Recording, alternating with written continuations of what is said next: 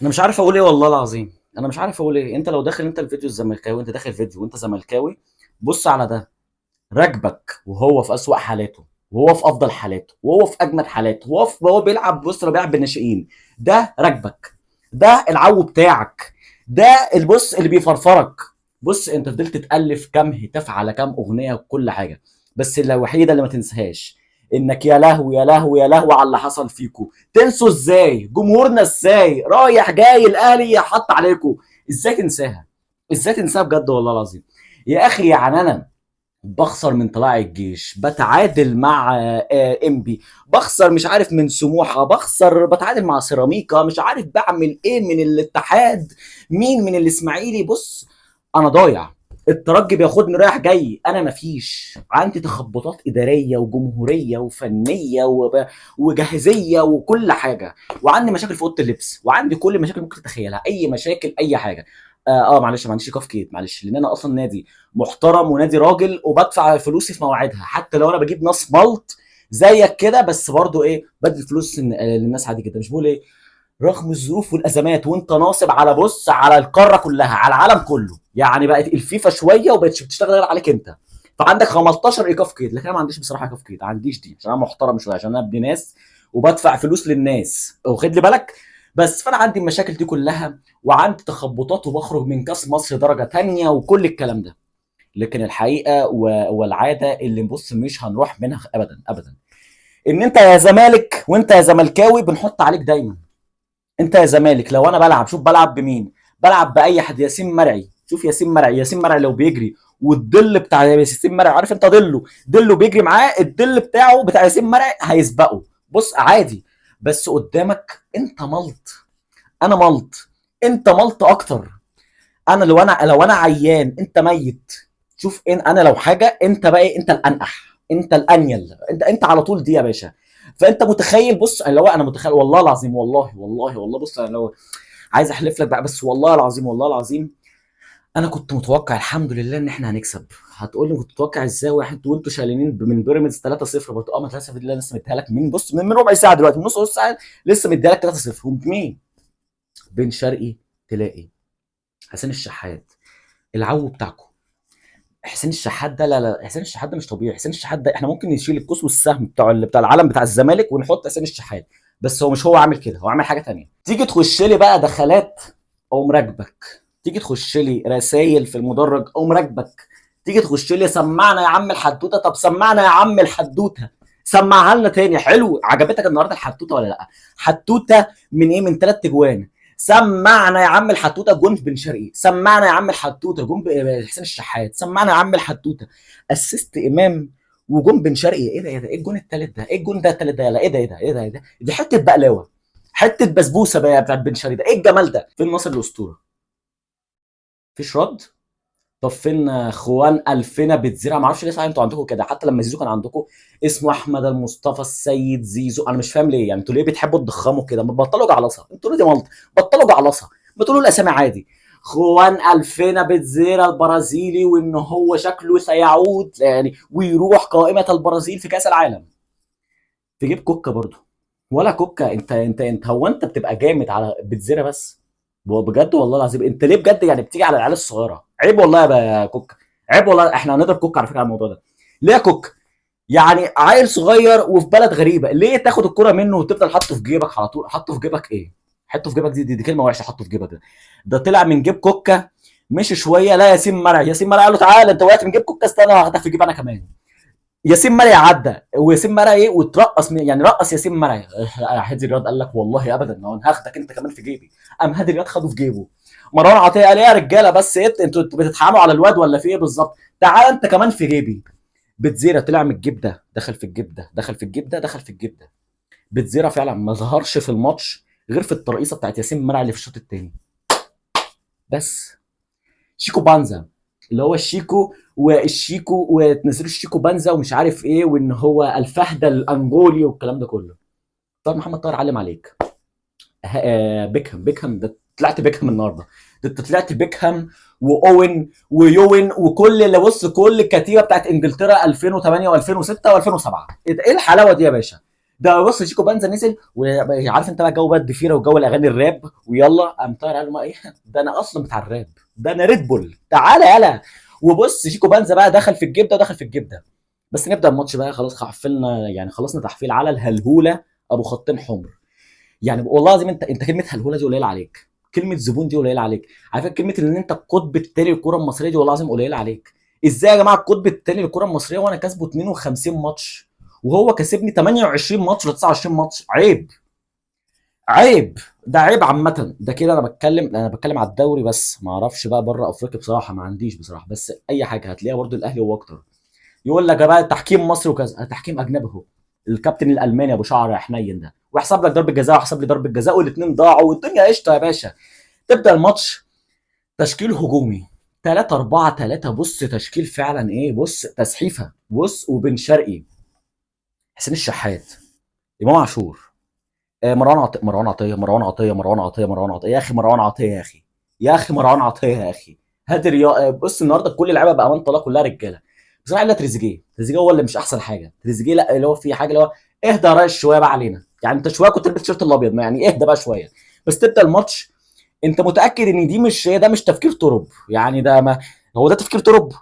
ما افهمش، اصل لو ده تفكير ترب انت ليه جيت تلعبه النهارده؟ انت ليه ما لعبتش مثلا من ماتش الترجي ولا من ماتش بيراميدز ولا من ماتش سيراميكا ولا اي ماتش؟ ليه ما لعبناش من الاول طالما الخطه دي كويسه؟ انا ما افهمش، دايس على الزمالك من الاول، انت بالطول بالعرض انت فعلا مسحت بيه الارض، انت ماسك الزمالك بالاول، وكره يمين وكره شمال وتدي يمين وتدي شمال، وضغط من كل حته وضغط من امامي، وبص عملت كل حاجه النهارده، السكس باكس والبورت فاكس والانت فرنس، انت عملت كل حاجه النهارده، كل حاجه، وفضلت ضاغط على الزمالك من قدام وتوزع كره براحتك وكل حاجه لغايه ما يجي لك كوره.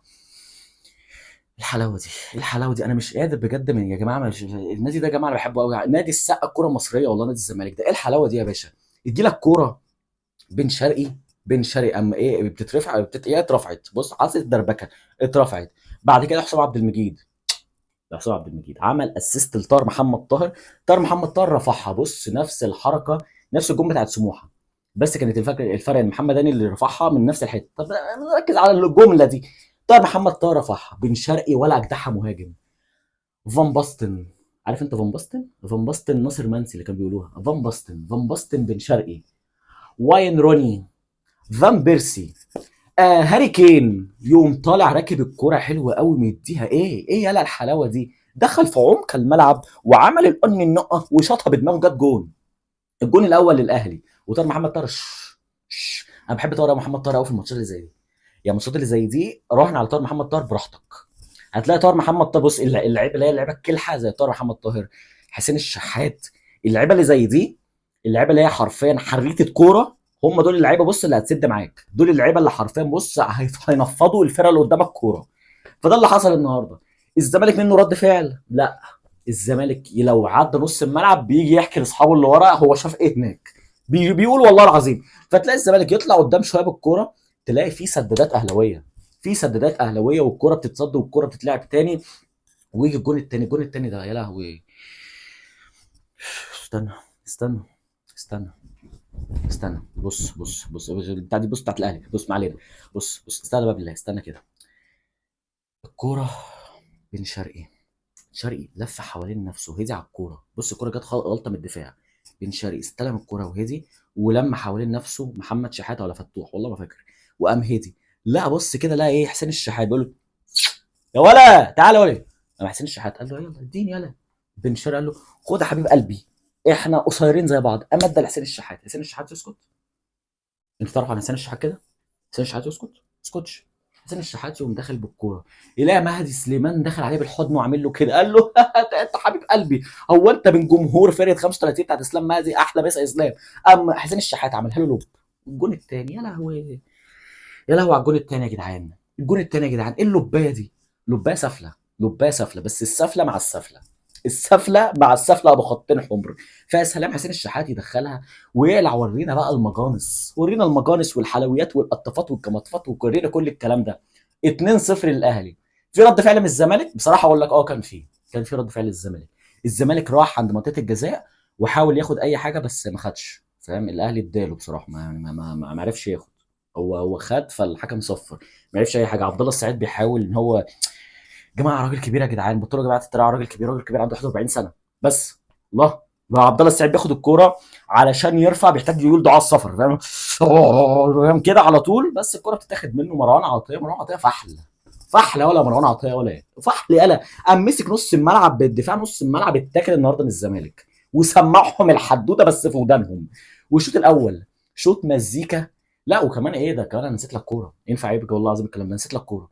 كوره برضه حصلت في قبل الجون الثاني، كوره حلوه قوي اترفعت وبتاع، وحصلت دربكه، قام بن شرقي شاطها وقبل ما يقع قام حسام عبد المجيد لحقها قبل الجون، يعني لحقها من على الخط حرفيا. كل ده وحصل في الشوط الاول، والاهلي بيخلص الشوط الاول 2-0، وبيعمل شوط ايه، سيمفونيه، سيمفونيه جميله كده في ودان كل زملكاوي، بس مش في ودانه. ما علينا، نخش على الشوط الثاني. الشوط الثاني بقى الزمالك بقى ايه، لا خلاص بقى الزمالك هيكشر عن انيابه، الكره في السود، جمهور كويس، فجمهور كويس جدا، فبينزل شيكو بنزا، كابتن معتمد جمال، كابتن معتمد جمال المحترم عامه، ماشي، بينزل شيكو بنزا. شيكو بنزا عشان المفروض ان هو يجري وكده، بس انا مستغرب تبديل شيكو بنزا، هيعمل ايه؟ يعني شيكو بنزا كانت نفعت قدام بيراميدز وتنفع قدام ام بي او تنفع قدام اي حد، مع ان على فكره ما بتنفعش قدام ام بي برضه، علشان انت اساسا قدامك ان انت مش مثلا انت اللي مسجل جون او حاجه، او انت مثلا تعادل، فاللعيب الفرقه اللي قدامك متقدمه، فانت تلعب على التحولات او كل الكلام ده، لا، انت واقف ورا عندك بيكهام، ووراه هادي رياض، قدامهم طاهر محمد طاهر، فالحته دي متقفله، والحته دي متقفله بثلاثه صراع اساسا، فشيكو بنزا هيجري يعمل ايه اساسا؟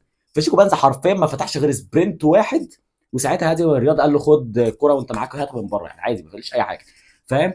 بس فما فيش اي خطوره جت من شيكو بنزا. يوم مكمل بنتاج فضل يجري في يجري، وقبل الكوره بتاعت الجاريه دي الاهلي ضيع كتير، الاهلي النهارده ضيع منه النهارده انتصار سكور تاريخي، ضيع منه 6 جوان 7 جوان، وما ما بالغش او مش بهبت، لا حرفيا ضيع جوان كتير قوي، فاهم؟ بنتاج بيجري، هادي رياض بيخش عليه ضربه جزاء وتتحسب ضربه جزاء. اوفا. اه يا اوفا اه. اه يا اوفا اه. اه يا اوفا اه. انتوا كان فين يا جدعان اللعب ده يا جدعان من بدري؟ انتوا كان فين بجد والله العظيم؟ ليه بنزنوا نفسنا؟ ما ذا ماستر اوف سسبنس كفايه بقى شويه، ليه نزنوا نفسنا؟ اوفا انا بصراحه مش متوقع ان هو يصدها، انا قلت انها تخش جول، يقوم اوفا يقول لي ولا قام صدها. كابتن حسام عبد المجيد والله العظيم بحبك، قام صدها. الكره ترتد، خطوره من الاهلي، خطوره من الاهلي، تسديدات من الاهلي، عم خطوره من الزمالك، خلاص الملعب اتفتح، بقت كره هنا وكره هنا، كره هنا وكره هنا. وبرده الاهلي النهارده لعب بكميه سيستم ما كانش موجود الماتشات اللي فاتت، ان هو مقفل ناحيه شيكو بنزا، ومقفل ناحيه خوان بتزيرا، لدرجه ان بتزيرا دخل في عمق الملعب، دخل في عمق الملعب، لا مروان عطيه قام رجع تاني، لا كوكا قام راح تاني، لا مروان عطيه. بص هو ملا يعني، بص مفيش مكان حرفيا كان بتزيرا يقدر يقف فيه في الملعب، مع انه قد كده، بس مفيش مكان حرفيا يقف فيه في الملعب، لغايه ما في مره لا ديانج قدامه كان بيقع، عامل للمدرب طلعني يا باشا، طلعني، طلعني انا مش قادر، ده انا دول نزلوا لي دبابه، نزلوا لي دبابه ماليه، فخلاص. بعد كده يوم الاهلي يخش بقى الجون الثالث، الجون الثالث ده لازم يعني لازم اقوله وانا واقف، معلش لازم اقوله وانا واقف. بص الجون الثالث، معلش انا بس بكلمك، الجون الثالث بن شرقي لامام، امام يديها حلوه قوي، بص يديها واحده ايه بقلاوه، يوم بن شرقي واقف قدامه مدافع تقريبا الونش، ووراه مهدي سليمان، قال له مش بقلاوه، خد بسبوسه، خد بسبوسه. والهدف الثالث حط كوره من حلاوه مثلا ايه بيركامب، من حلاوه بص اي حاجه انت عايز تقوله، حلاوه اي حاجه انت عايز تقوله، انت زبوني المفضل، فاداله واحده بسبوسه. والجون الثالث للاهلي، معلش بس نحط البتاع تاني كده، معلش ايوه. فالجون الثالث للاهلي في الدقيقه 73، وبينهي الماتش تماما، بينهي الماتش تماما، بينهي بقى على اي امال.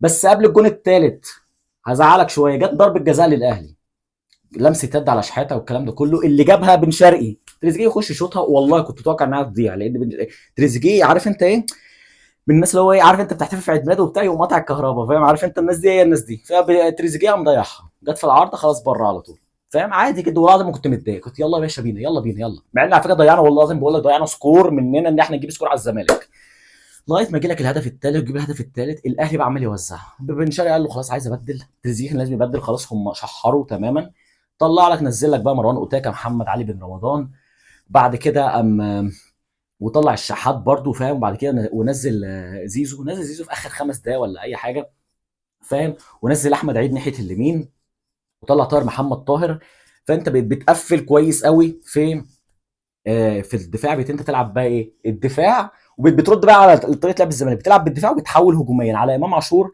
اللي كان عامل ماتش كويس، حتى هو عمال يحرفن كتير بشكل اوفر او كل الكلام ده، بس هو برضو انت عندك اللعيب الحريف، عندك اللعيب اللي يطلعك بالكوره. فانت النهارده في الملعب كان عندك ثلاث لعيبه حريفه، عندك امام عاشور، عندك حسين الشحات، عندك بن شرقي، عندك ثلاثه لعيبه حريفه بيطلعوك بالكوره بشكل سلس جدا وبشكل حلو قوي، ويقدروا يغيروا الملعب. معاك في نص الملعب مروان عطيه، مسمار نص الملعب ده، لو ما حدش بيشكر فيه النهارده يبقى جاحد. مروان عطيه النهارده اللي يقفلك في الدفاع، اللي يشيل لك اي كوره خطره، اللي يوزع لك من الدفاع للهجوم. فانت النهارده كنت متكامل وكل حاجه. ليه ده ما كانش موجود الماتشات اللي فاتت؟ مش فاهم، مش فاهم بجد يعني، ما اعرفش ليه، بس الحمد لله. بعد كده الاهلي بقى وفاهم بقى بيلعب 31. عارف انت كلب حيران اللي كنا بنلعبها في الشارع زمان دي؟ 31 واحد اتنين تلاته يوزع كوره. بص، والزمالك الزمالك مش كلب يعني، انا بقول دي اللعبه. الزمالك كلب حيران في الملعب ما بين لعيبه الاهلي كلها. لعيبه الاهلي عماله توزع كوره يمين وشمال، وبتعمل سيمفونيه وبتسمعهم الحتوته بجد. عارف انت الحتوته؟ ايوه الحتوته، بتسمعهم الحتوته بجد. 3-0 على الزمالك. طاهر محمد طاهر الكلح، حسين الشحات الرجوله، بن شرقي، بص عبد الحليم حافظ. عبد الحليم حافظ ده جانا الهوا جانا يا اخي والله. امام عاشور. هو يا جماعه، هو انتوا بجد واحد دافعين الفلوس دي عشان تلعبوا ماتش الزمالك بس، ولا في ايه يعني؟ بجد والله انا فعلا مستغرب. اللي هو يعني انت هتشوف بس يعني الماتشات اللي فاتت وانا بنشتم فيكم بقى، انا مستغرب، فانا مستغرب بصراحه يعني. كلهم كويسين ما شاء الله، خمسه وخميسه كلهم كويسين، كلهم جامدين. طب بالباقي، طب كان ليه؟ طيب ليه؟ ولا يمكن عشان الزمالك هو اللي ملط اكتر؟ ما اعرفش، ممكن الزمالك هو اللي ملط يعني. الزمالك دايما على مر السنين هلهوله يعني. حتى الزمالك بفريق الاحلام كنا الاهلي كان بيكسبه. الزمالك حتى لما راح لهم حسام حسن الاهلي كان بيكسب، فكان عادي يعني. فلو انت مش متفاجئ، ما بالك ان هو دلوقتي معاهم مثلا عبد الله السعيد 41 سنه، حسام عبد المجيد، عمود نور، بيتزيرا، العو بتاعنا. بنخاف احنا من بيتزيرا. ماشي. ده يا رب بيتزيرا كل ماتش. يعني لعبتكم 3 ماتشات كسبتكم، يا رب بيتزيرا كل ماتش يا اخي والله العظيم. والحمد لله. بص بص، دي اسمها ايه؟ اسمها الاهلي فوق الجميع. وده شعار الاهلي. ده ممكن يمرض، ممكن يتعب شويه، ممكن فاهم نتائجه تبقى وحشه، يعمل موسم كارثي، لكن قدامك يا زمالك مش هينفع. قدامك يا زمالك لازم اكسب. قدامك يا زمالك هحط عليك. احتفل بالدوري يا باشا، ممكن الدوري يبقى من نصيبك المره دي وكل حاجه وتاخد الدوري. خد الدوري. بس انت لازم تبقى عارف ان انا خدت النهارده اي حاجه منك. انا خدت النهارده الحتوته. خليت جمهور الزمالك بتاعك كده قاعد في مدرج عامل كده. لا هي مش ده، مش تحت فرامي ربيع، لا لا. انا بقول ان هو عامل كده زعلان زعلان. فانت النهارده اتحط عليك جامد قوي، انت النهارده اتسففت التراب، النهارده اتمسح بيك الارض. يعني بجد اتهنت. يعني ما اعرفش اصلا انت يعني، انا اصلا شفت بوستات وشوف عندي صحابي زملكاويه مش هيعرفوا يحتفلوا بالدوري بجد. هم قالوا كده مش عارفوا يحتفلوا بالدوري. الدوري ايه الدوري لو الاهلي كسب الزمالك؟ ما تحتفلوش بقى بالدوري، فاهم اي حاجه؟ فاهم؟ وانا بقول لك اهو، الزمالك هيقع يا اما ماتش سموحه يا اما ماتش سيراميكا. هيقع. هيقع. بس انا بقى مش فارق معايا يقع. فبيراميدز هو اللي هياخد الدوري، هو ياخد، مش قصتي. المهم ان انا احاول بس اخد افريقيا، وان انا علمت على الهلهوله والكومبارس التاريخي بتاعي. الزمالك، نادي الزمالك العظيم، سقى الكره المصريه في اسوأ حالاتي، بترجعني للروح تاني. الف مبروك لجمهور الاهلي. ولا ولسه الحفله مكمله، ممكن نعمل بص حلقات كتير جدا، حتى لو انا بكلم نفسي هعمل حلقات تاني كتير. السلام عليكم، الف مبروك. سمعنا يا عم.